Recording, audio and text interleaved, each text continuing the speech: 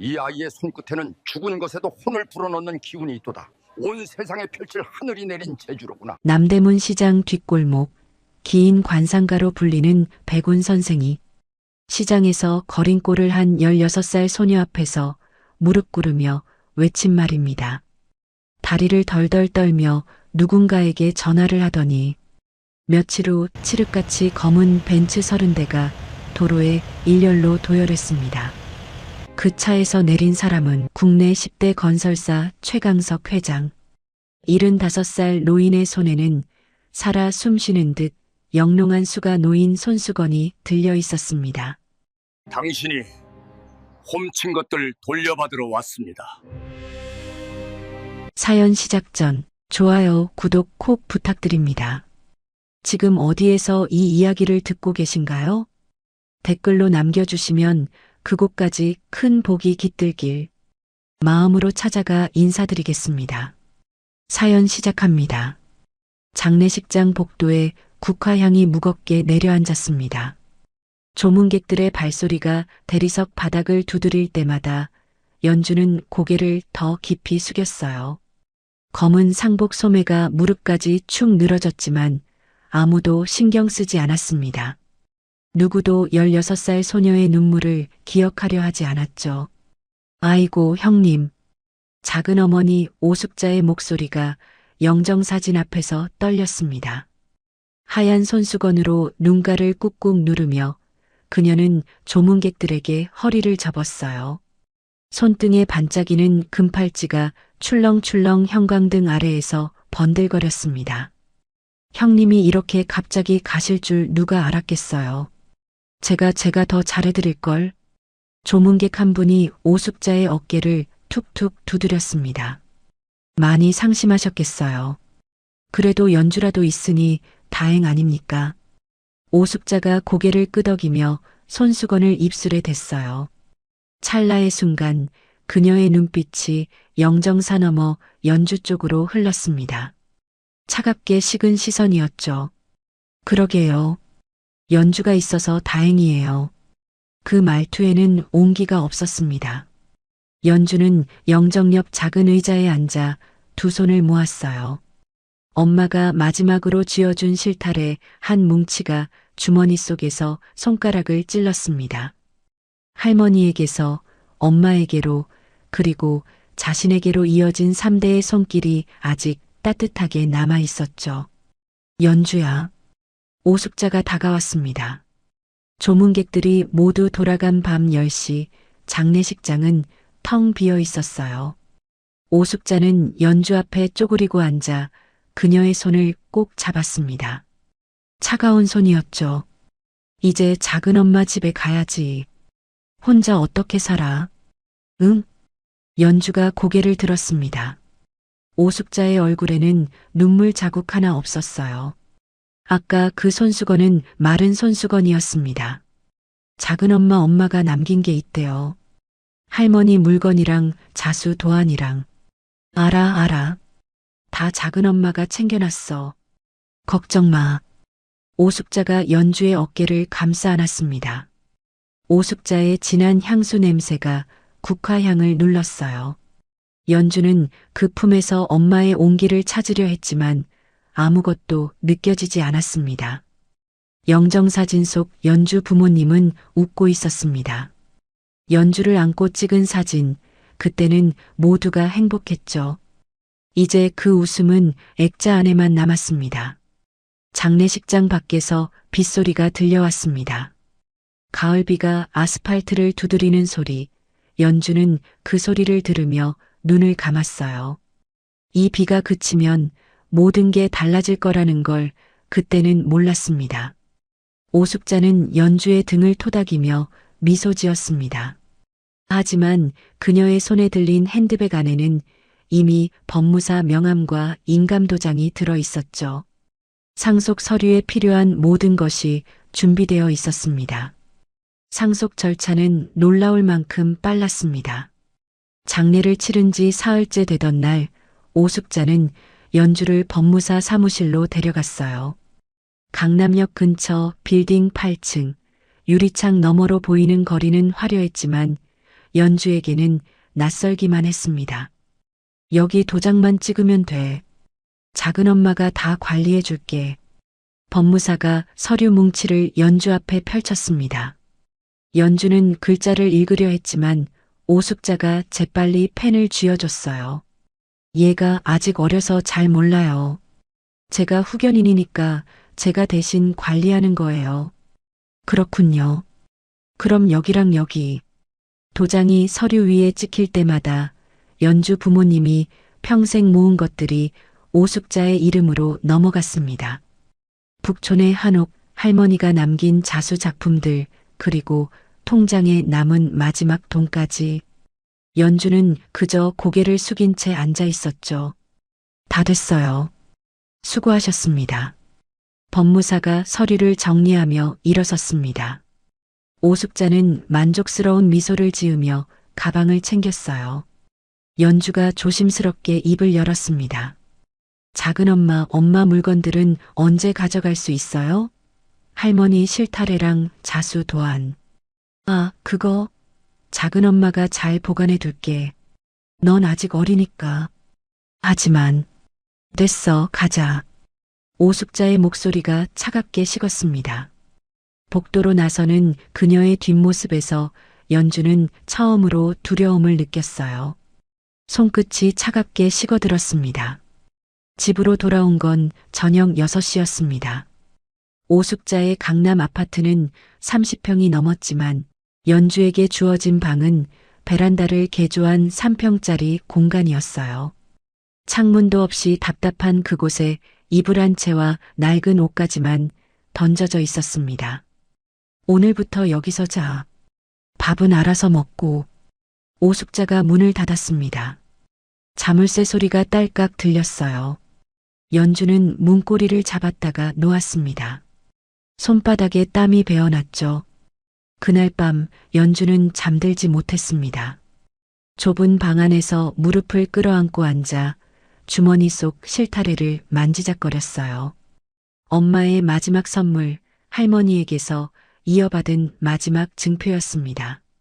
사흘이 지났습니다. 오숙자는 연주에게 밥을 주지 않았어요. 냉장고에 있는 음식도 만지지 말라고 했습니다. 연주는 수돗물로 허기를 달래며 버텼죠. 입술을 깨물고 아무 말도 하지 않았습니다. 그리고 일주일째 되던 날 아침, 오숙자가 연주를 깨웠습니다. 손에는 낡은 가방 하나가 들려 있었어요. 일어나. 나 따라와. 어디 가요? 말 많으면 안 데려가. 연주는 묻지 않았습니다. 옷을 주섬주섬 챙겨 가방에 넣고 오숙자를 따라 현관으로 나섰어요. 엘리베이터 안은 조용했습니다. 숫자판에 불빛만 층수를 세며 내려갔죠. 차는 강남을 벗어나 북쪽으로 향했습니다. 한강을 가로지르는 대교를 건너 낡은 건물들이 늘어선 골목을 지나 마침내 차가 멈춘 곳은 남대문 시장 뒷골목이었어요. 좁은 길 양옆으로 낡은 가게들이 다닥다닥 붙어 있었고 사람들은 짐을 이고 지고 바쁘게 오갔습니다. 내려. 여기가 어디예요? 내가 앞으로 살 곳. 오숙자가 연주의 가방을 차 밖으로 던졌습니다. 가방이 바닥에 떨어지며 지퍼가 열렸고 옷가지 몇 벌이 흙바닥에 흩어졌어요. 연주가 황급히 차에서 내렸습니다. 작은 엄마. 이제부터 작은 엄마 소리 하지 마. 넌 혼자야. 오숙자가 차창을 올렸습니다. 연주가 창문을 두드렸지만 차는 이미 골목을 빠져나가고 있었어요. 배기가스 냄새가 코를 찔렀습니다. 연주는 그 자리에 멍하니 서 있었습니다. 바람이 불어와 옷가지를 날렸고 지나가던 사람들은 힐끗힐끗 쳐다보다 고개를 돌렸죠. 아무도 손을 내밀지 않았습니다. 16살 소녀는 그렇게 길 위에 남겨졌습니다. 그날 밤 연주는 골목 모퉁이 처마 밑에서 잠들었어요. 차가운 시멘트 바닥에 옷가지를 깔고 가방을 베개 삼아 몸을 웅크렸습니다. 가을밤 바람이 뼈를 파고들었지만 연주는 울지 않았어요. 주머니 속 실타래를 꼭 쥐고 그저 눈을 감았습니다. 멀리서 시장 상인들의 목소리가 들려왔습니다. 내일을 준비하는 소리, 살아가는 소리였죠. 연주는 그 소리를 들으며 생각했습니다. 나도 살아야 한다. 남대문 시장 뒷골목은 새벽 4시부터 깨어났습니다. 상인들이 짐을 나르는 소리, 손수레가 골목을 구르는 소리, 그리고 막걸리 냄새와 찌개 끓는 냄새가 뒤섞여 골목을 채웠어요. 연주는 그 소리에 눈을 떴습니다. 온몸이 뻐근했지만 일어나야 했죠. 처마 밑에서 나와 골목을 걷는데 국밥집 아주머니가 연주를 불렀습니다. 거기 학생, 어제부터 거기서 잔 거야? 네. 집은? 없어요. 아주머니가 혀를 찼습니다. 그러더니 안으로 들어가 국밥 한 그릇을 들고 나왔어요. 김이 모락모락 올라오는 따끈한 국밥이었습니다. 먹어. 그냥 주는 거 아니야. 설거지해. 감사합니다. 연주가 국밥을 받아들었습니다. 뜨거운 그릇이 손을 데웠지만 그 온기가 고마웠어요. 연주는 국밥을 한 숟가락 떠서 입에 넣었습니다. 뜨끈한 국물이 목을 타고 내려가며 눈물이 핑 돌았죠. 설거지를 끝내고 나오니 해가 떠 있었습니다. 연주는 골목을 걸으며 일거리를 찾았어요. 짐을 날라주고 가게 청소를 해주고 빈 박스를 정리했습니다. 그렇게 하루하루를 버텼죠. 일주일이 지났습니다. 연주는 여전히 골목 처마 밑에서 잤지만 이제는 시장 골목 사람들이 그녀를 알아봤어요. 말은 없지만 부지런한 아이, 시키는 대로 묵묵히 일하는 아이. 상인들은 가끔 밥을 주고 낡은 옷을 건네주었습니다. 그러던 어느 날 오후였습니다. 연주가 옷가게 앞을 지나가는데 주인 할머니가 연주를 불렀어요. 얘야, 너 바느질 할 줄 아니? 조금요. 조금? 그럼 이것 좀 꿰매봐. 손님이 오늘 찾아가신다는데 단추가 떨어졌네. 할머니가 코트를 내밀었습니다. 연주는 코트를 받아들고 단추와 실을 받았어요. 주머니에서 자신의 실타래를 꺼내려다 멈칫했습니다. 할머니의 실로 해야 했죠. 실에 바늘을 꿰고 단추를 코트에 댔습니다. 연주의 손이 움직이기 시작했어요. 한 땀 한 땀 할머니에게 배운 그대로, 엄마에게 배운 그대로. 실이 천을 뚫고 들어가 단추를 감싸 안았습니다. 다 했어요. 어디 봐. 어머, 이게 뭐야? 할머니가 눈을 크게 떴습니다. 단추 주변에 작은 매듭이 꽃처럼 수놓아져 있었어요. 연주는 자신도 모르게 할머니의 자수 기법을 써서 단추를 고정했던 거죠. 누가 가르쳐 줬어? 할머니가요. 돌아가신. 참 곱게도 놓는구나. 할머니가 연주의 손을 잡았습니다. 거친 손이었지만 따뜻했어요. 연주는 고개를 숙였습니다. 그날부터 연주는 시장 상인들의 옷을 수선해주기 시작했습니다. 찢어진 곳을 꿰매고 해진 소매를 기워주고 단추를 달아줬어요. 그리고 그럴 때마다 연주는 작은 꽃 한 송이를 수놓았습니다. 할머니가 가르쳐준 문양, 엄마가 사랑하던 문양이었죠. 그 소문은 골목을 타고 퍼져나갔습니다. 저의 손끝 좀 봐. 신기하게도 옷이 새 것처럼 되더라. 그림까지 그려놓던데 공짜로 해주면서. 불쌍한 애야. 어디서 온 건지 말도 안 하고. 연주는 말이 없었습니다. 그저 묵묵히 바느질을 했고 골목 사람들은 그런 연주를 조용히 지켜봤어요. 누구도 깊이 묻지 않았고 연주도 말하지 않았습니다. 그리고 그 모습을 지켜보는 사람이 있었습니다. 골목 끝 작은 찻집, 백운 선생이라 불리는 노인이었습니다. 그는 관상을 봐주는 사람이었지만 골목 사람들은 그를 기인이라 불렀어요. 손님도 별로 없는 찻집을 30년째 지키며 가끔 지나가는 사람의 얼굴을 보고는 빙긋 웃곤 했죠. 백운 선생은 창가에 앉아 연주를 지켜봤습니다. 누더기 같은 옷을 걸쳤지만 허리는 꼿꼿했고 얼굴에 때가 묻었지만 눈빛만큼은 맑았어요. 그리고 무엇보다 그 아이가 바느질할 때의 손놀림이 예사롭지 않았습니다. 저건 3대 자수장의 솜씨야. 백운 선생이 찻잔을 내려놓았습니다. 그의 손이 미세하게 떨렸어요. 40년 전 그가 관상을 봐준 한 노인이 떠올랐습니다. 전쟁터에서 목숨을 구해준 은인, 그리고 그 손자를 평생 찾아 헤맨 건설회사 회장. 혹시 저 아이가? 백운 선생은 자리에서 일어났습니다. 지팡이를 짚고 천천히 연주에게 다가갔어요. 연주는 골목 한 구석에 앉아 어느 아주머니의 치마를 꿰매고 있었습니다. 아가씨, 연주가 고개를 들었습니다. 백운 선생은 그 얼굴을 찬찬히 들여다봤어요. 이마가 넓고 눈썹이 맑으며 무엇보다 눈빛에 탁함이 없었습니다. 네, 저요? 전 학생인데요. 무슨 일이세요? 바느질을 누가 가르쳐 줬나? 할머니요. 할머니 성함이 어찌 되시나? 이옥심이요. 백운 선생의 눈이 커졌습니다. 이옥심 3대째 자수를 이어온 명장, 그리고 최강석 회장의 은인 가문. 백운 선생은 무릎을 꿇고 연주와 눈높이를 맞췄어요. 아가씨, 혹시 부모님은 어디 계시나? 연주의 손이 멈췄습니다. 바늘을 쥔 손끝이 하얗게 질렸어요. 입술을 깨물고 한참을 침묵하다 작은 목소리로 대답했습니다. 돌아가셨어요.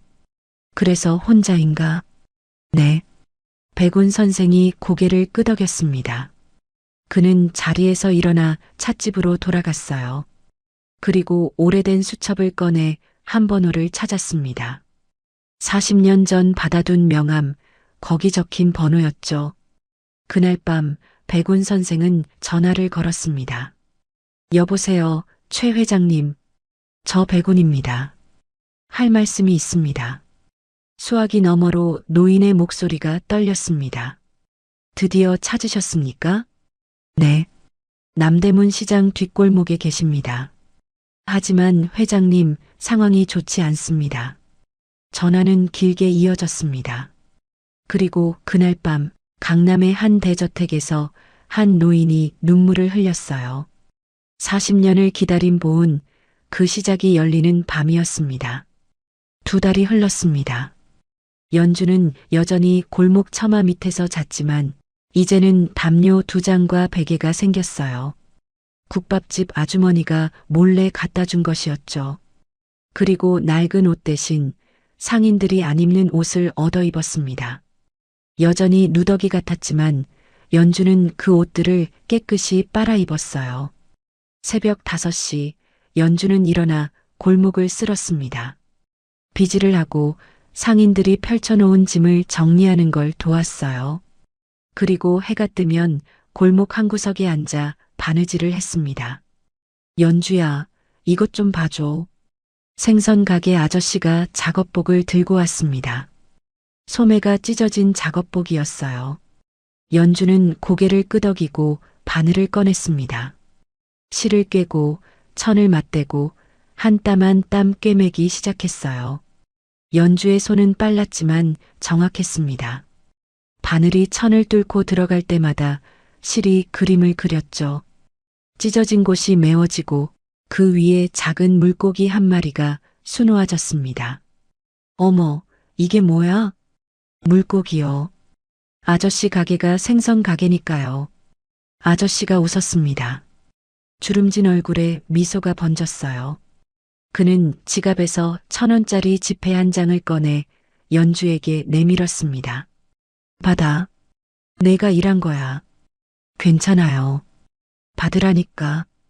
공짜로는 미안해서 못 부탁하잖아. 연주가 1,000원을 받았습니다. 손에 쥔 지폐가 묵직했어요. 연주는 그 돈을 주머니에 넣고 고개를 숙였습니다. 감사합니다. 그날부터 사람들은 연주에게 조금씩 돈을 주기 시작했습니다. 1,000원, 2,000원, 많아야 5,000원이었지만 연주에게는 큰 돈이었어요. 연주는 그 돈을 모아 밥을 사 먹고 실을 샀습니다. 색색깔의 실타래들이 하나둘 늘어나기 시작했죠. 어느 날 오후 한복가게 사장님이 연주를 찾아왔습니다. 연주야, 부탁이 하나 있는데. 네, 말씀하세요. 손님이 한복 치마에 술을 놓아달라는데 우리 가게에는 그런 거 할 사람이 없거든. 너 할 수 있겠니? 사장님이 분홍빛 치마를 펼쳐 보였습니다. 명주로 만든 고급 치마였어요. 연주는 치마를 만져봤습니다. 부드럽고 고운 천이었죠. 어떤 걸 원하세요? 모란꽃이래. 치마 끝자락에 작게. 할 수 있어요. 연주가 고개를 끄덕였습니다. 사장님은 안도한 표정으로 치마를 맡겼어요. 연주는 골목 구석 자신의 자리로 돌아가 치마를 펼쳤습니다. 실타래를 꺼냈습니다. 분홍, 빨강, 연두, 노랑. 할머니가 물려준 실타래도 함께 꺼냈어요. 오래되어 빛이 바랬지만 여전히 고운 색이었습니다. 바늘을 들고 천의 밑그림을 그렸습니다. 모란꽃 한 송이, 할머니가 가장 사랑하던 문양이었죠. 연주는 눈을 감고 할머니의 손을 떠올렸습니다. 그 손이 실을 당기던 모습, 꽃잎이 살아나던 순간 바늘이 천을 뚫고 들어갔습니다. 한 땀, 두 땀, 세 땀. 실이 천 위에서 춤을 췄어요. 꽃잎이 피어나고 잎사귀가 돋아나고 줄기가 뻗어나갔습니다. 연주는 숨도 쉬지 않고 바늘을 놀렸죠. 해가 지고 골목에 어둠이 내렸습니다. 가로등 불빛 아래에서 연주는 여전히 바느질을 했어요. 손끝이 저리고 눈이 침침했지만 멈출 수 없었습니다. 바늘을 쥔 손에서 할머니의 온기가 실을 당기는 손끝에서 엄마의 숨결이 느껴지는 것만 같았기 때문이었죠. 밤 10시 마지막 매듭을 지었습니다. 치마를 펼쳐들고 가로등 아래 비춰봤어요. 분홍빛 치마 끝자락에 모란꽃 한 송이가 피어 있었습니다. 꽃잎은 살아 움직이는 듯했고 잎사귀는 바람에 흔들리는 것 같았죠. 아름답구나. 뒤에서 목소리가 들렸습니다. 백운 선생이었어요. 그는 지팡이를 짚고 천천히 다가와 치마를 들여다봤습니다. 3대 자수장의 솜씨가 맞구나. 이옥신 명장의 손길이 그대로 살아있어. 할아버지 할머니를 아세요? 알지. 아주 오래전에 뵌 적이 있단다. 그분은 훌륭한 분이셨어. 백운 선생이 연주의 어깨에 손을 얹었습니다. 따뜻한 손이었어요. 아가씨, 이제 그만 쉬게. 내일 또 일이 있을 테니. 네, 할아버지. 연주가 치마를 조심스럽게 접었습니다. 백운 선생은 연주를 잠시 지켜보다 찻집으로 돌아갔어요. 그의 주머니에는 최강석 회장에게서 온 편지가 들어 있었습니다. 조금만 더 기다려 주십시오. 제대로 보답하겠습니다. 강남 대치동 30층짜리 빌딩 꼭대기층. 최강석 회장의 집무실에는 오래된 액자 하나가 걸려 있었습니다. 흑백 사진 속에는 두 사람이 서 있었어요. 젊은 군인과 나이든 민간인, 전쟁터 한복판에서 찍은 사진이었죠. 최 회장은 그 사진 앞에 서서 한참을 바라봤습니다. 75살이 된 지금도 그날의 기억은 생생했어요. 1950년 겨울, 최 회장은 21살 청년이었습니다. 전쟁터에서 총상을 입고 쓰러졌을 때 한 노인이 그를 업고 산을 넘었어요. 이틀 밤낮을 걸어 야전병원까지 데려간 그 노인, 이옥신 명장의 남편이었습니다. 젊은이 살아야 해. 이 나라를 다시 일으켜 세워야지. 노인의 목소리가 아직도 귓가에 맴돌았습니다. 최 회장은 그 말을 평생 잊지 않았어요. 살아남았고 건설 회사를 차렸고 대한민국 재건에 앞장섰죠. 하지만 은인을 찾지 못했습니다. 전쟁이 끝나고 노인의 집을 찾아갔지만 집은 폭격으로 사라졌어요. 이웃들도 뿔뿔이 흩어졌고 노인의 행방은 묘연했습니다. 최 회장은 40년 동안 사람을 풀어 찾았지만 소식이 없었죠. 그러다 백운 선생을 알게 됐습니다. 10년 전 우연히 남대문 시장을 지나다 백운 선생의 찻집에 들렀어요. 백운 선생은 최 회장의 관상을 보더니 말했습니다. 회장님, 누군가를 찾고 계시는군요. 평생을 찾아 헤매셨지만 아직 만나지 못하셨어요. 어떻게 아십니까? 이마에 빚이 새겨져 있습니다. 갚아야 할 은혜가 아직 남아있다는 뜻이죠. 최 회장은 그때 백운 선생에게 모든 걸 털어놨습니다. 노인의 이름, 그가 자수장이었다는 것, 그리고 그 가족을 찾고 있다는 것을요. 기다리십시오. 언젠가 인연이 닿을 겁니다.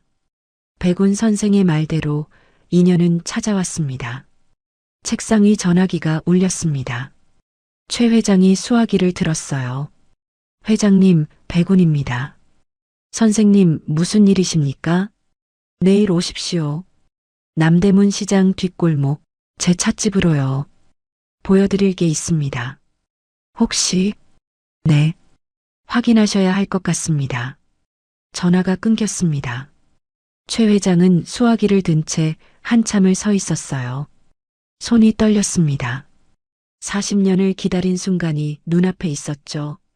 다음 날 오전 10시 최 회장은 비서 한 명만 데리고 남대문 시장으로 향했습니다. 고급 외제차가 좁은 골목을 들어서자 상인들이 고개를 돌려 쳐다봤어요. 이 골목에서는 보기 드문 차였죠. 백운 선생의 찻집 앞에 차가 멈췄습니다. 최 회장이 내렸어요.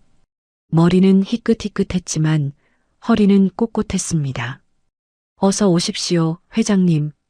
백운 선생이 문 앞에서 기다리고 있었습니다. 두 노인은 악수를 나누고 안으로 들어갔어요. 찻집은 조용했습니다. 창가에 작은 탁자 하나, 거기에 차와 다과가 놓여 있었죠. 백운 선생이 차를 따르며 입을 열었습니다. 회장님, 이옥신 명장님을 기억하십니까? 물론입니다. 저를 살려주신 분의 부인이셨죠. 그분의 손녀가 이 골목에 있습니다. 최 회장의 손이 멈췄습니다. 찻잔을 들다 말고 그는 백운 선생을 똑바로 봤어요. 손녀라고요? 네. 16살 소녀입니다. 부모님이 돌아가시고 친척에게 버림받아 이 골목에서 살고 있어요. 그게 정말입니까? 제가 직접 확인했습니다. 자수 솜씨가 명장의 것과 똑같습니다. 그리고 백운 선생이 서랍에서 작은 천 조각을 꺼냈습니다. 연주가 수선하다 남은 자투리 천, 거기에 작은 꽃 하나가 수놓아져 있었어요. 최 회장이 천 조각을 받아들었습니다. 돋보기를 꺼내 자세히 들여다봤어요. 한 땀 한 땀 그 솜씨는 40년 전 노인이 보여준 자수와 똑같았습니다. 이건 매화꽃. 맞습니다. 이옥신 명장의 가문은 3대째 매화자수로 유명했죠. 최 회장의 눈에 눈물이 고였습니다. 손이 떨려 천 조각을 떨어뜨릴 뻔했어요. 백운 선생이 최 회장의 어깨를 잡았습니다. 회장님, 이제 보답하실 수 있습니다. 그 아이는 지금 어디 있습니까? 골목 저쪽 처마 밑에서 삽니다. 상인들의 옷을 수선해주며 하루하루 버티고 있어요. 최 회장이 자리에서 일어났습니다. 지팡이를 짚고 창가로 가서 골목을 내려다봤어요. 저 멀리 처마 밑에 앉아 바느질하는 소녀가 보였습니다. 누더기 같은 옷을 입었지만 허리는 곧았습니다. 고개를 숙이고 바늘을 놀리는 모습이 40년 전 노인의 모습과 겹쳐 보였어요. 저 아이를, 최 회장의 목소리가 떨렸습니다. 제대로 보살펴야겠습니다. 은인의 손녀를 제가 지켜야 합니다. 천천히 하십시오. 아이가 놀랄 수 있습니다. 알고 있습니다. 최 회장이 고개를 끄덕였습니다. 그는 다시 천 조각을 들여다보며 눈물을 닦았어요. 40년의 그리움이 이제야 끝을 향해 가고 있었습니다. 일주일 후 백운 선생이 연주를 찻집으로 불렀습니다. 연주야, 잠깐 올라오겠니? 네, 할아버지. 연주가 바느질 도구를 정리하고 일어났습니다. 찻집으로 올라가는 계단은 좁고 삐걱거렸어요. 연주는 조심스럽게 계단을 올라 문을 열었습니다. 찻집 안에는 낯선 노인이 앉아 있었습니다. 회색 양복을 입은 노인은 등을 곧게 펴고 앉아 있었어요. 연주와 눈이 마주치자 노인의 눈가가 미세하게 떨렸습니다. 앉으렴, 연주야. 백운 선생이 연주를 의자로 안내했습니다. 연주는 노인 맞은편에 앉았어요. 노인은 한참 동안 연주를 바라봤습니다. 말없이 그저 지켜보기만 했죠. 이분이 최강석 회장님이시다. 내 할아버지의 옛 지인분이시지. 할아버지의? 연주가 눈을 크게 떴습니다. 최 회장이 고개를 끄덕이며 조심스럽게 입을 열었어요. 연주 학생, 자네 할아버지 성함이 어떻게 되나? 이 정자 숫자요. 최 회장의 눈에서 눈물이 흘러내렸습니다. 이정수, 전쟁터에서 자신을 구해준 그 이름. 최 회장은 손수건을 꺼내 눈가를 닦았어요. 맞구나. 내 할아버지는 나의 은인이셨단다. 전쟁 때 나를 살려주셨지. 할아버지가요? 그래. 내가 죽을 뻔했을 때 내 할아버지가 나를 업고 이틀 밤낮을 걸어 병원까지 데려가 주셨어. 덕분에 살았지. 연주는 입술을 깨물었습니다. 할아버지 이야기는 할머니에게 들은 적이 있었어요. 전쟁 때 많은 사람들을 도와드렸다는 것, 그리고 그 때문에 고생했다는 것. 할아버지는 돌아가셨어요. 제가 태어나기 전에. 알고 있다. 그래서 더 미안하구나. 내가 진작 찾았어야 했는데. 최 회장이 고개를 숙였습니다. 75살 노인의 어깨가 축 처졌어요. 연주는 그 모습을 보며 가슴이 먹먹해졌습니다. 연주야, 내가 가진 실타래를 보여줄 수 있겠니? 백운 선생이 조심스럽게 물었습니다. 연주는 주머니에서 실타래를 꺼냈어요. 할머니에게서 물려받은 오래된 실타래. 색이 바랬지만 여전히 고왔습니다. 최 회장이 실타래를 받아들었습니다. 손이 떨렸어요. 실타래를 펼쳐보니 안쪽에 작은 글씨가 수놓아져 있었습니다. 이옥심 제작 1945년. 이건 내 할머니의 작품이구나. 네. 할머니가 엄마한테 주셨고 엄마가 저한테 물려주셨어요. 내 할머니도 훌륭한 분이셨어. 나는 한 번밖에 뵙지 못했지만 그분의 자수는 예술이었지. 최 회장이 실타래를 조심스럽게 연주에게 돌려줬습니다. 그리고 주머니에서 낡은 손수건 하나를 꺼냈어요. 이걸 봐라. 손수건을 펼쳐 보이자 연주는 숨을 멈췄습니다. 손수건 모서리에 작은 매화꽃이 수놓아져 있었어요. 할머니의 솜씨, 연주가 알고 있는 바로 그 문양이었습니다. 이건 내 할머니가 내 할아버지를 통해 나에게 주신 거란다. 살아주셔서 감사합니다라고 하시면서 할머니가 그래. 나는 이 손수건을 40년 동안 간직했어. 은혜를 갚고 싶었지만 너희 가족을 찾을 수가 없었단다. 최 회장이 손수건을 다시 주머니에 넣었습니다. 그리고 연주의 손을 잡았어요. 거칠지만 따뜻한 손이었습니다. 연주야, 이제 내가 너를 돌봐주마. 내 할아버지께 받은 은혜를 너를 통해 갚고 싶구나. 하지만 저는 괜찮아요. 괜찮지 않아. 내가 이 골목에서 떠돌며 사는 걸 내가 어떻게 보고만 있겠니? 연주가 고개를 숙였습니다. 눈물이 뚝뚝 떨어져 손등을 적셨어요. 최 회장은 연주의 머리를 쓰다듬었습니다. 울지 말거라. 이제 다 괜찮을 거야. 백운 선생이 차를 따라 연주 앞에 놓았습니다. 따뜻한 차 향이 찻집을 채웠어요. 연주는 손으로 눈물을 닦고 차를 한 모금 마셨습니다. 회장님, 하지만 한 가지 문제가 있습니다. 백운 선생이 조용히 말했습니다. 연주를 버린 작은 어머니 말입니다. 그 사람이 연주 부모님의 유산을 모두 가로챘다고 하더군요. 최 회장의 눈빛이 차갑게 식었습니다. 이름이 뭐지? 오숙자입니다. 강남에 전통문화재단을 차렸다고 들었습니다. 전통문화재단? 네. 연주 할머니의 자수 비법을 훔쳐서 자기 것이라고 하고 있답니다. 최 회장의 턱에 힘이 들어갔습니다. 주먹을 쥐었다 폈다를 반복했어요. 조사하겠네. 철저하게. 회장님, 법대로 하셔야 합니다. 알고 있네. 나는 40년을 정직하게 살아왔어. 이번에도 정정당당하게 처리하겠네. 최 회장이 자리에서 일어났습니다. 그리고 연주를 다시 한번 바라봤어요. 연주야, 조금만 기다려라. 내가 잃은 것들, 내가 되찾아주마. 감사합니다, 할아버지. 연주가 고개를 숙여 인사했습니다. 최 회장은 찻집을 나서며 비서에게 전화를 걸었어요. 오숙자라는 사람 조사해. 전통문화재단 운영자야.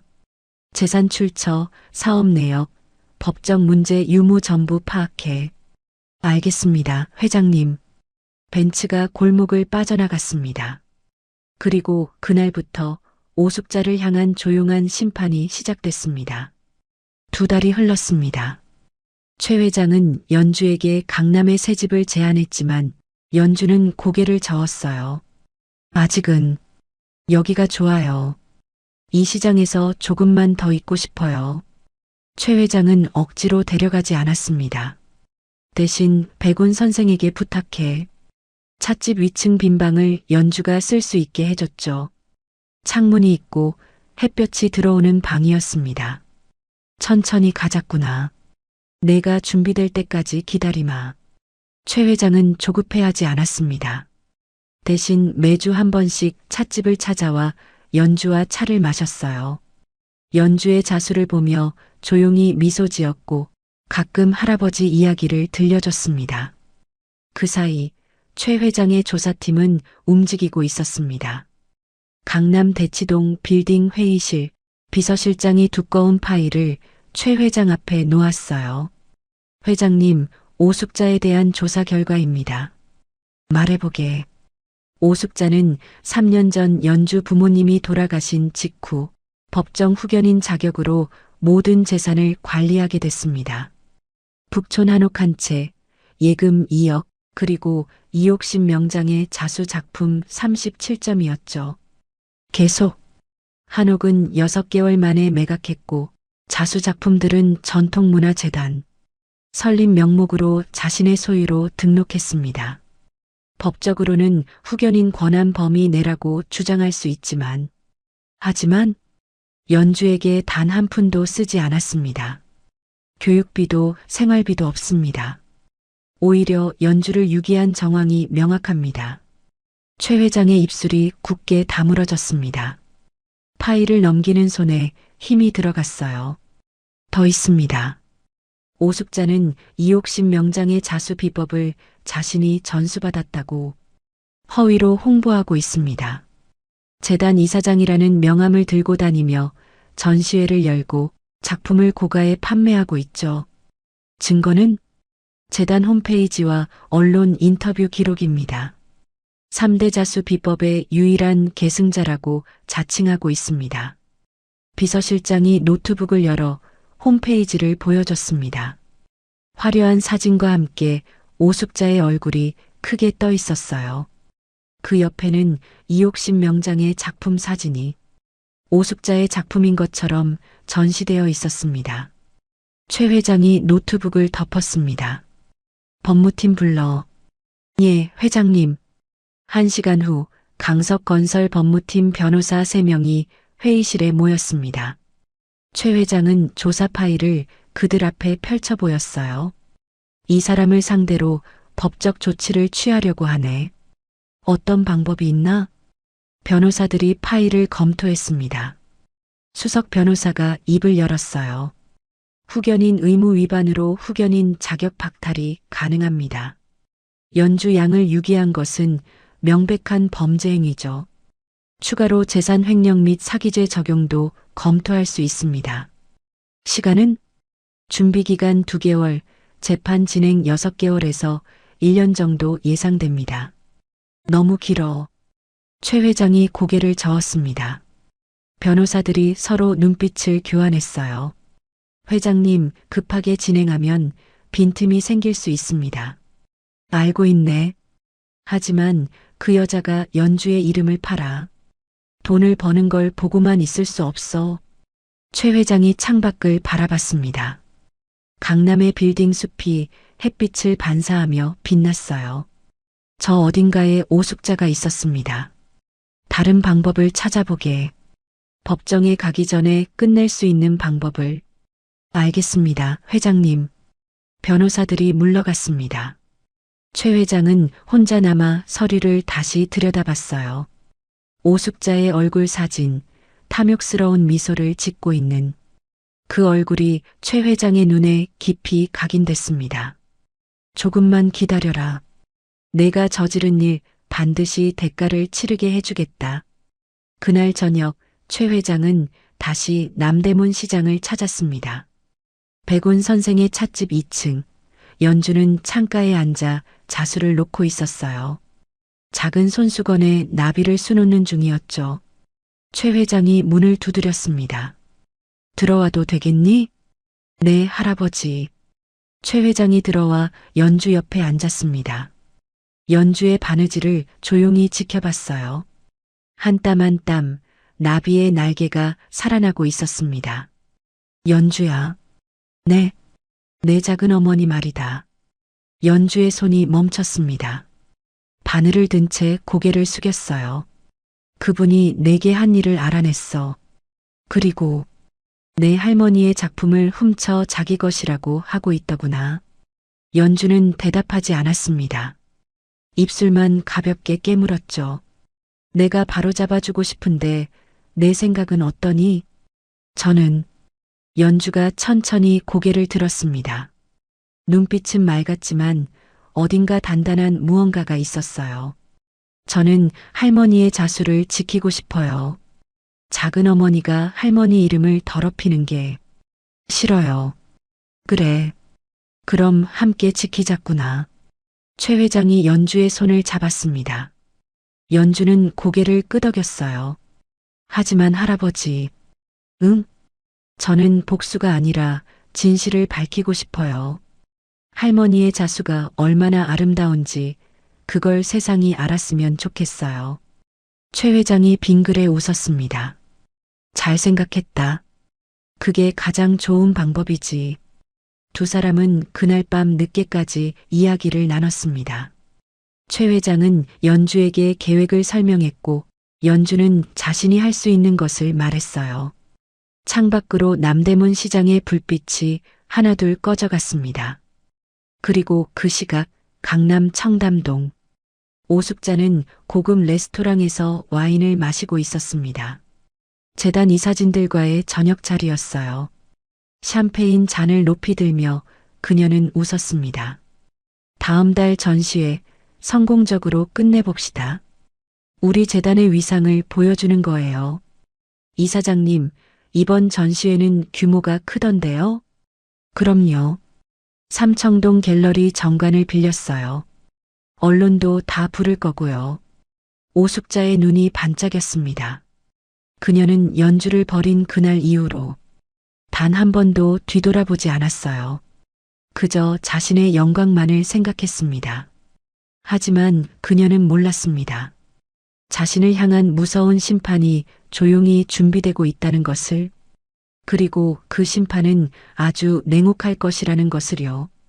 3월의 봄바람이 삼청동 갤러리 앞을 스쳤습니다. 전통문화재단 개관 3주년 기념전 -3대 자수 비법의 재현. 거대한 현수막이 갤러리 정면을 장식했어요. 붉은 카펫이 입구부터 길게 깔렸고 양옆으로 화분이 즐비하게 놓여 있었습니다. 오후 2시, 개막식 1시간 전부터 귀빈들이 모여들기 시작했죠. 갤러리 내부는 더욱 화려했습니다. 샹들리에가 천장에 매달려 수정빛을 뿜어냈고 벽마다 액자가 걸려 있었어요. 모두 이옥신 명장의 작품이었지만 설명 팻말에는 오숙자 이사장 소장품이라고 적혀 있었습니다. 오숙자는 샴페인 골드빛 한복을 입고 하객들을 맞이했습니다. 머리는 높이 올렸고 목에는 진주 목걸이가 걸려 있었어요. 그녀의 얼굴에는 득이에 찬 미소가 번져 있었습니다. 어머, 국회의원님도 오셨네요. 감사합니다. 이사장님 축하드립니다. 대단한 전시회네요. 과찬이세요. 저희 할머니. 아니, 제가 배운 자수 비법을 세상에 알리고 싶었어요. 오숙자는 능숙하게 거짓말을 이어갔습니다. 하객들은 고개를 끄덕이며 전시작품을 둘러봤어요. 아무도 진실을 알지 못했습니다. 오후 3시 개막식이 시작됐습니다. 갤러리 중앙 무대에 단상이 마련됐고 의자 100여 개가 빽빽이 채워졌어요. 언론사 카메라도 5대나 설치돼 있었습니다. 오숙자는 단상 옆에 서서 대기하며 손을 꼭 쥐었어요. 가슴이 두근거렸습니다. 드디어야. 내가 명장이 되는 날이야. 사회자가 마이크를 잡았습니다. 신사숙녀 여러분, 전통문화재단 개관 3주년 기념전에 오신 것을 환영합니다. 오늘은 특별히 오숙자 이사장님의 이사장 취임식도 함께 진행하겠습니다. 박수 소리가 갤러리를 가득 채웠습니다. 오숙자는 무대로 걸어 올라갔어요. 발걸음 소리가 대리석 바닥을 또각또각 두드렸습니다. 감사합니다. 저 오숙자는 오늘 이 자리에서 그때였습니다. 갤러리 밖에서 엔진 소리가 들려왔습니다. 낮고 웅장한 소리 한 대가 아니었어요. 하객들이 웅성거리기 시작했습니다. 저게 무슨 소리지? 밖에 무슨 일 있는 거 아니야? 갤러리 입구 유리문 너머로 검은 차들이 보이기 시작했습니다. 벤츠, S클래스. 1대, 2대, 3대. 차들이 계속해서 도착했어요. 정확히 30대의 벤츠가 갤러리 앞 도로를 가득 메웠습니다. 오숙자의 얼굴이 하얗게 질렸습니다. 저게 뭐예요? 사회자도 당황한 표정으로 입구를 바라봤습니다. 하객들이 웅성거리며 자리에서 일어나기 시작했어요. 첫 번째 벤츠의 문이 열렸습니다. 운전기사가 뒷문을 열자 회색 양복을 입은 노인이 내렸습니다. 최강석 회장이었어요. 그는 지팡이를 짚고 천천히 갤러리를 향해 걸어왔습니다. 두 번째 차에서는 정장을 입은 변호사들이 내렸습니다. 세 번째 차에서는 법원 직원들이, 네 번째 차에서는 경찰들이 내렸어요. 그리고 5번째 차. 문이 열리고 연주가 내렸습니다. 흰색 한복을 입은 연주는 머리를 단정히 따아내렸어요. 얼굴은 창백했지만 눈빛만큼은 흔들림이 없었습니다. 최 회장이 연주의 손을 잡았어요. 준비됐니? 네, 할아버지. 두 사람은 나란히 갤러리 입구로 걸어갔습니다. 뒤따라 변호사들과 법원 직원들이 줄지어 들어왔어요. 30대의 벤츠에서 내린 사람들이 모두 갤러리 안으로 들어오자 하객들은 숨죽이며 그들을 바라봤습니다. 오숙자는 단상 위에서 얼어붙었습니다. 손이 떨려 마이크를 쥔 손가락이 하얗게 질렸어요. 최 회장이 갤러리 중앙까지 걸어와 멈춰 섰습니다. 그리고 천천히 무대를 올려다봤어요. 오숙자 씨. 차갑고 낮은 목소리가 갤러리를 채웠습니다. 마이크도 없이 그 목소리는 모든 사람의 귀에 또렷이 들렸어요. 당신이 훔친 것을 돌려받으러 왔습니다. 갤러리는 순식간에 얼어붙었습니다. 귀빈들은 숨죽이며 최 회장과 오숙자를 번갈아 쳐다봤어요. 언론사 카메라가 일제히 최 회장을 향했습니다. 오숙자는 단상 위에서 뒷걸음질 쳤어요. 누구세요?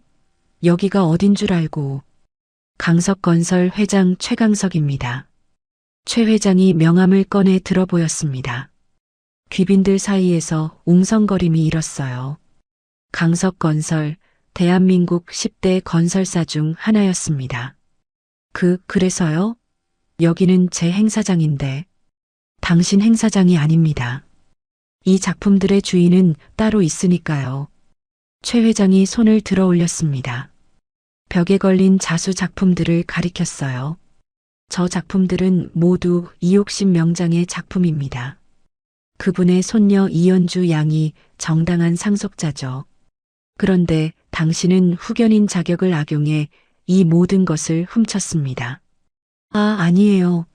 저는 정당하게 상속받았어요. 오숙자가 소리쳤습니다. 하지만 목소리가 떨렸어요.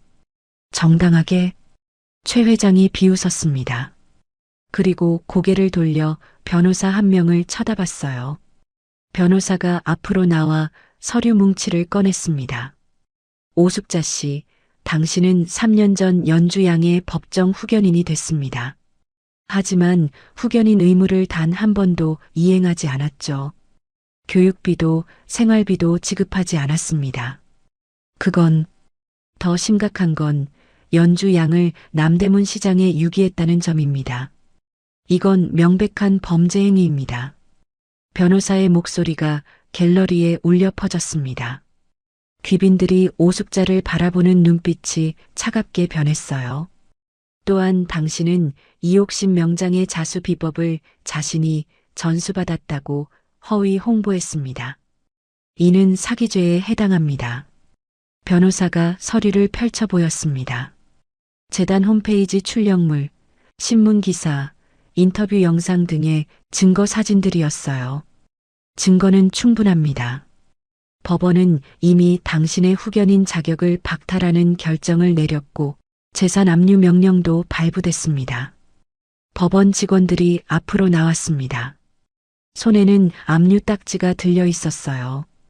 그들은 갤러리 벽에 걸린 작품들 하나하나에 빨간 딱지를 붙이기 시작했습니다. 안 돼. 하지 마. 오숙자가 단상에서 뛰어내렸습니다. 하지만 경찰 2명이 그녀를 막아섰어요. 오숙자 씨, 조용히 하십시오. 이게 무슨 짓이에요? 이건 제 거예요. 제가 평생 모은 거라고요. 평생? 당신이? 최 회장이 한 걸음 다가섰습니다. 오숙자와 눈을 마주쳤어요. 당신은 단 3년밖에 안 됐습니다. 이 작품들은 이옥신 명장이 60년을 바쳐 만든 것입니다. 당신 것이 아닙니다. 최 회장이 손짓하자 연주가 앞으로 나왔습니다. 연주는 오숙자 앞에 섰어요. 두 사람의 눈이 마주쳤습니다. 오숙자는 연주를 보자 얼굴이 일그러졌습니다. 내가 어떻게 여기를... 작은 어머니. 연주의 목소리는 떨리지 않았습니다. 저를 버렸을 때 작은 어머니는 제가 죽을 거라고 생각하셨죠. 하지만 저는 스스로 살았어요. 할머니가 물려주신 손끝으로. 연주가 주머니에서 실타래를 꺼냈습니다. 오래되고 빛바랜 실타래, 하지만 여전히 아름다운 색이었어요. 이게 진짜 할머니의 유산입니다. 돈이 아니에요. 명예도 아니고요. 한 땀 한 땀 정성으로 수놓는 그 마음이에요. 연주가 벽에 걸린 작품 하나를 가리켰습니다. 저 모란꽃, 작은 어머니는 못 만들어요. 할머니만 아는 비법이 숨어 있거든요. 꽃잎 안쪽 그림자를 만드는 방법, 잎사귀에 이슬을 놓는 기법. 작은 어머니는 그걸 몰라요. 오숙자의 얼굴이 새하얗게 질렸습니다. 그게... 이제 그만하세요. 할머니 이름을 더럽히지 마세요. 연주의 목소리에는 분노가 없었습니다. 그저 슬픔과 단호함만 있었어요. 오숙자는 그 눈빛을 견디지 못하고 고개를 돌렸습니다. 최 회장이 다시 입을 열었습니다. 오숙자 씨, 당신은 형사 고소될 것입니다. 유기죄, 횡령죄, 사기죄, 그리고 이 모든 재산은 정당한 주인에게 돌아갈 것입니다. 법원 직원들이 오숙자에게 서류를 건넸습니다. 재산 압류 통지서였어요. 오숙자는 서류를 받아들고 주저앉았습니다. 안 돼. 안 된다고. 귀빈들은 조용히 갤러리를 빠져나가기 시작했습니다. 누구도 오숙자를 돌아보지 않았어요. 언론사 카메라는 오숙자의 무너진 모습을 가차없이 담아냈습니다. 연주는 그 모습을 보며 입술을 깨물었습니다. 복수가 달콤하지 않았어요. 그저 쓸쓸할 뿐이었습니다. 최 회장이 연주의 어깨에 손을 얹었습니다. 이제 끝났다. 이제 내 길을 가거라. 네, 할아버지. 두 사람은 갤러리를 나섰습니다. 밖에는 여전히 30대의 벤츠가 줄지어 서 있었어요. 햇빛이 검은 차체에 반사되며 눈부시게 빛났습니다. 연주는 차에 타기 전 갤러리를 한 번 더 돌아봤습니다. 유리문 너머로 주저앉은 오숙자가 보였어요. 연주는 고개를 돌렸습니다. 더 이상 돌아볼 것이 없었습니다. 벤츠들이 일제히 출발했습니다. 삼청동 거리를 가득 메운 검은 행렬은 장관이었어요. 사람들이 길가에 서서 그 모습을 바라봤습니다. 그리고 그날 저녁 모든 뉴스는 이 사건을 보도했습니다. 전통문화재단 사기극, 진짜 상속자는 16세 소녀였다. 오숙자의 명예는 하루아침에 무너졌습니다. 그녀가 쌓아올린 모든 것이 거짓으로 밝혀졌고 법의 심판을 기다리게 됐죠. 연주는 그날 밤 남대문 시장 백운 선생의 찻집으로 돌아왔습니다. 최 회장이 마련한 강남집으로 가라고. 다시 한번 말했지만 연주는 사양했어요. 조금만 더 여기 있을게요. 이 골목이 편해요. 최 회장은 고개를 끄덕였습니다. 연주는 2층 작은 방으로 올라가 창문을 열었습니다. 골목에서 국밥 냄새가 올라왔어요. 상인들의 웃음소리가 들렸습니다. 연주는 그 소리를 들으며 실타래를 꺼냈습니다. 바늘을 들고 새 천을 펼쳤어요. 이제 연주만의 작품을 만들 시간이었습니다. 20년이 흘렀습니다. 2045년 가을 서울 국립중앙박물관 특별전시관 이연주 명장 탄생 20주년 기념전 마이너스 실로 수놓은 한국의 아름다움. 거대한 현수막이 박물관 정면을 장식했습니다. 전 세계에서 온 관람객들이 긴 줄을 서서 입장을 기다렸어요. 프랑스, 미국, 일본에서 날아온 사람들이었습니다. 전시관 입구에는 한 여인의 사진이 크게 걸려 있었습니다. 36살 이연주, 한복을 입고 단정히 앉아 바느질을 하는 모습이었어요. 그녀의 얼굴에는 소녀 시절의 맑음이 여전히 남아 있었지만 눈빛만큼은 깊고 고요했습니다. 전시관 안으로 들어서면 숨이 멎을 듯한 광경이 펼쳐졌습니다. 벽마다 걸린 자수 작품들, 모란꽃은 살아 움직이는 듯했고 학은 금방이라도 날아오를 것 같았어요. 산수화는 물이 흐르는 소리가 들리는 듯했고 나비는 꽃잎 위를 날아다니는 것 같았습니다. 저건 진짜 실로 만든 거예요? 믿어지지 않아요. 그림인 줄 알았어요. 관람객들의 탄성이 끊이지 않았습니다. 이연주 명장은 할머니 이옥심의 기법을 완벽히 계승하고 거기에 자신만의 색을 더했어요. 전통과 현대가 만나는 지점, 그 경계를 아름답게 수놓았습니다.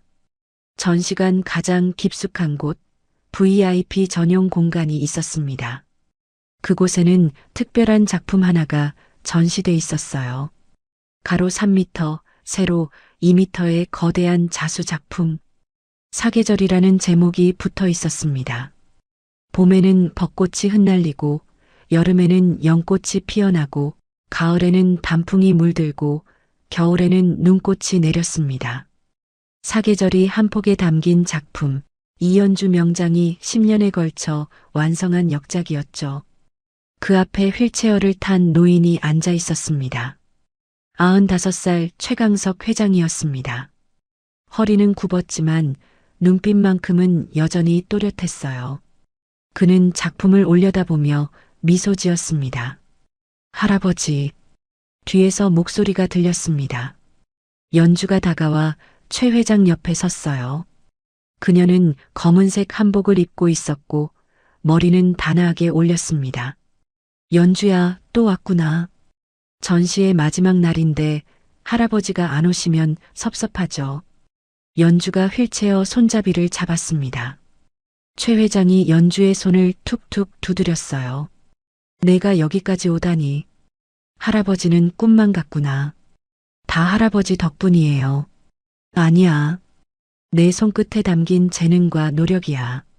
할아버지는 그저 기회를 준 것뿐이지. 최 회장이 사계절 작품을 다시 바라봤습니다. 저 섬세한 한 땀 한 땀에 연주의 20년이 담겨 있었어요. 남대문 시장 뒷골목에서 시작해 프랑스 유학을 거쳐 세계적인 명장이 되기까지의 여정. 내 할아버지도 자랑스러워 하실 거야. 손녀가 세상에서 가장 아름다운 꽃을 피웠다고. 할아버지. 연주의 눈가가 촉촉이 젖었습니다. 하지만 울지 않았어요. 그저 미소 지으며 최 회장의 어깨에 손을 얹었습니다. 할아버지, 제가 오늘 선물이 있어요. 선물? 연주가 품에서 작은 상자를 꺼냈습니다. 나무로 만든 작은 상자, 거기에 매화꽃 문양이 새겨져 있었어요. 최 회장이 상자를 받아 열었습니다. 안에는 손수건 하나가 접혀 있었습니다. 손수건을 펼치자 최 회장의 눈이 커졌어요. 하얀 손수건 한가운데 두 사람이 수놓아져 있었습니다. 젊은 군인과 나이든 민간인, 전쟁터에서 서로를 부축하는 모습이었죠. 이건 할아버지와 외할아버지예요. 제가 사진을 보고 수놓았어요. 최 회장의 손이 떨렸습니다. 손수건을 쓰다듬는 손끝에서 온기가 전해졌어요. 연주야. 할아버지, 감사해요. 저를 찾아주셔서, 저를 일으켜 세워주셔서, 그리고 평생 은혜를 잊지 않고 지켜주셔서. 연주가 무릎을 꿇고 최 회장 앞에 앉았습니다. 최 회장의 손을 꼭 잡았어요. 할아버지가 아니었다면 저는 여기 없었을 거예요. 할머니의 실타래도 엄마의 손길도 모두 사라졌을 거예요. 아니야. 너는 어디에 있든 빛났을 거야. 내 안에 이미 모든 게 있었으니까. 최 회장이 연주의 머리를 쓰다듬었습니다.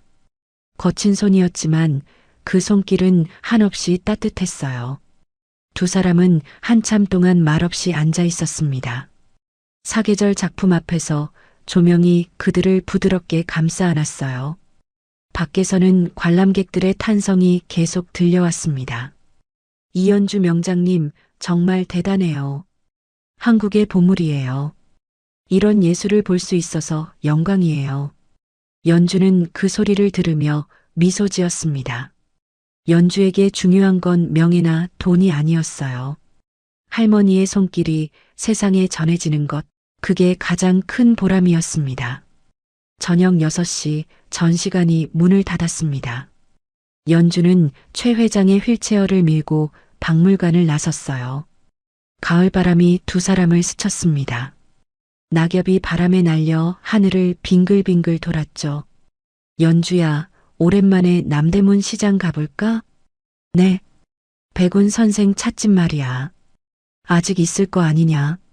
연주가 빙그레 웃었습니다. 백운 할아버지는 5년 전에 돌아가셨어요. 하지만 찻집은 아직 있어요. 사실 제가 인수했거든요. 그래. 네. 그 골목을 잊고 싶지 않았어요. 제가 다시 태어난 곳이니까요.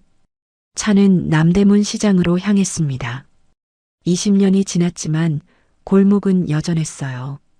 좁은 길, 다닥다닥 붙은 가게들, 그리고 상인들의 웃음소리. 찻집은 여전히 그 자리에 있었습니다. 간판만 새로 달았을 뿐 나머지는 그대로였어요. 연주는 최 회장의 휠체어를 밀고 찻집 안으로 들어갔습니다. 창가에 앉아 차를 준비하는 동안 최 회장은 골목을 내려다봤어요. 여기서 내가 바느질하던 게 어제 같구나. 저도요. 가끔 꿈인가 싶어요. 연주가 차를 따라 최 회장 앞에 놓았습니다. 김이 모락모락 올라왔어요. 연주야. 네, 할아버지. 나는 이제 얼마 안 남았어. 95이나 먹었으니까. 할아버지. 괜찮아. 나는 행복했어. 은혜를 갚았고, 너를 만났고, 내가 꽃을 피워내는 걸 봤으니까. 최 회장이 차를 한 모금 마셨습니다. 따뜻한 차가 목을 타고 내려갔어요. 할아버지가 떠나도 너는 계속 수놓으렴. 아름다운 것들을.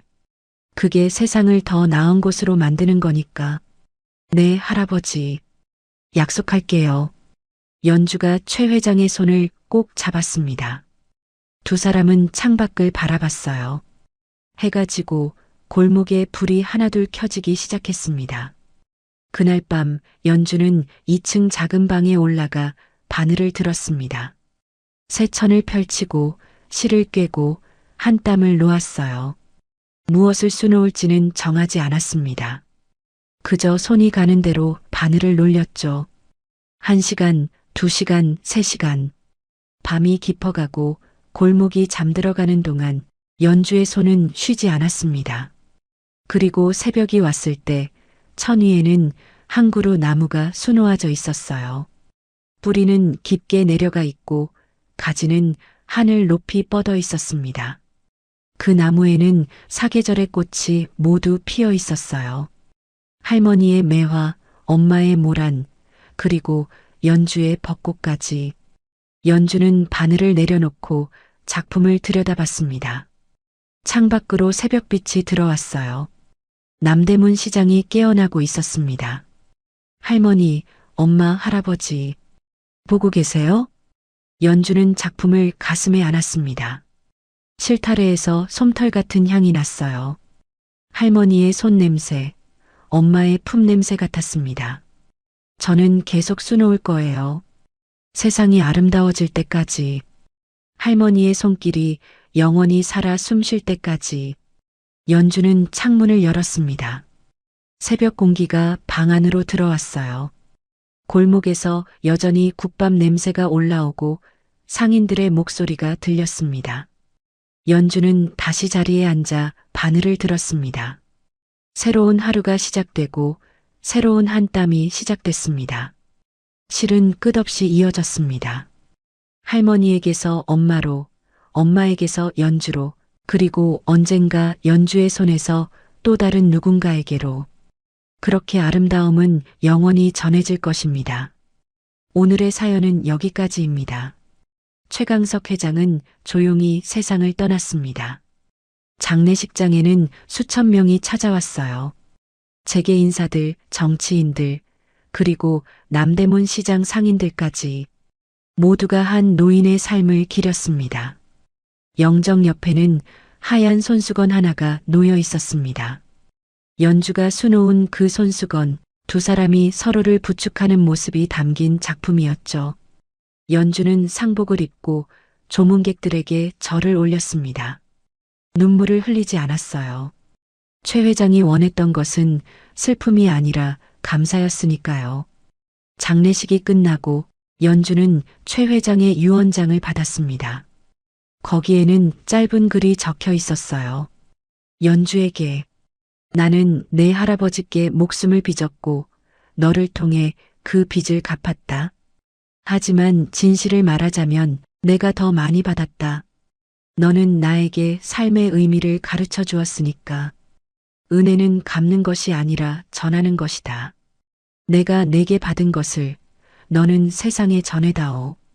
내 손끝에서 태어나는 아름다움으로.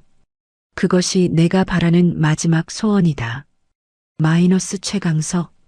연주는 편지를 읽고 조용히 접었습니다. 가슴에 품고 남대문 시장으로 돌아왔어요. 찻집 2층 작은 방 연주는 창가에 앉아 바늘을 들었습니다. 새 천을 펼치고 실을 꿰고 한 땀을 놓았어요. 무엇을 수놓는지는 중요하지 않았습니다. 중요한 건 계속 이어가는 것이었습니다. 할머니의 손에서 시작된 실타래가 엄마의 손을 거쳐 연주의 손으로 이어졌습니다. 그리고 그 실은 세상 어딘가에서 또 다른 손을 찾아갈 것입니다. 사람과 사람 사이에 놓이는 한 땀 한 땀. 그것이 세상을 이어주는 가장 아름다운 실이었습니다. 오늘의 사연은 여기까지입니다. 사람이 사람에게 남기는 가장 아름다운 것은 돈도 명예도 있겠지만 기억 속에 새겨진 온기였습니다. 그 온기는 실처럼 이어져 세대를 넘어 세계로 영원히 이어진다는 걸 보여준 사연이었습니다. 작은 친절 하나, 따뜻한 말 한마디의 온기 또한 누군가의 인생을 바꿀 수 있는 거겠지요. 여러분 끝까지 함께 해주셔서 감사합니다. 오늘 이 이야기가 여러분의 마음에도 온기로 남았기를 바랍니다. 감사합니다.